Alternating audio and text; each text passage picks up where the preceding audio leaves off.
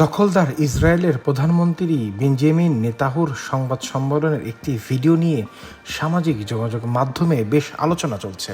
অনেকেই বলেছে নেতানিয়াহু মারা গেছেন এবং তার হাতের 5টি আঙ্গুলের পরিবর্তে 6টি আঙ্গুল দেখা যাচ্ছে।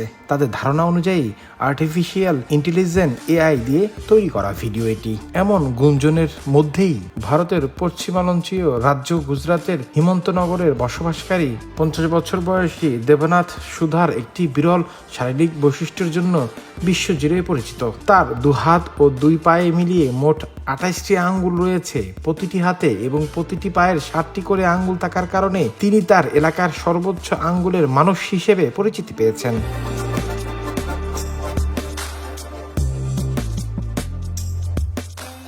এই বিরল বৈশিষ্ট্যের জন্য তার নাম গিনেস বুকে ওয়ার্ল্ড রেকর্ড অন্তর্ভুক্ত হয়েছে।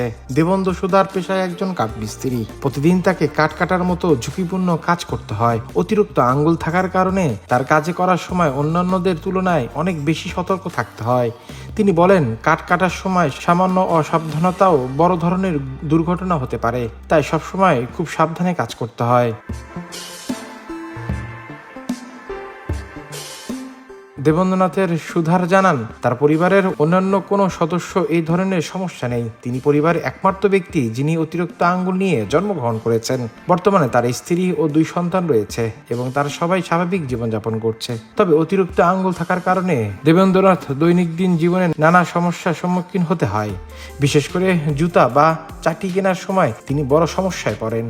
তার পায়ের গঠন সাধারণত মানুষের মতো নয় বলে বাজারে তার মাপের 4টি আঙ্গুলের পাওয়ার চটি খুঁজে পাওয়া প্রায় অসম্ভব হয়ে পড়ে। ফলে অনেক সময় খালি পায়ে তাকে হাঁটতে হয়।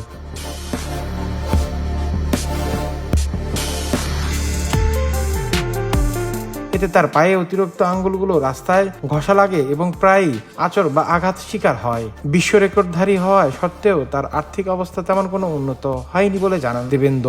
আন্তর্জাতিক গণমাধ্যম তার খবরে প্রকাশিত হলেও এখন পর্যন্ত কোনো বড় সহায়তা পাননি তিনি। প্রতিদিনের জীবিকা নির্বাহের জন্য এখনও তাকে কঠোর পরিশ্রম করে কাঠমিস্ত্রির কাজ করে যেতে হচ্ছে। অসাধারণ শারীরিক বৈশিষ্ট্য নিয়ে জন্মগ্রহণ করলেও কঠোর পরিশ্রম এবং আশাবাদী মনোভাব ধরে রাখার জন্য দেবেন্দ্র সুধার অনেকের কাছেই অনুপ্রেরণার প্রতীক হয়ে উঠেছে। Desk report, recap news.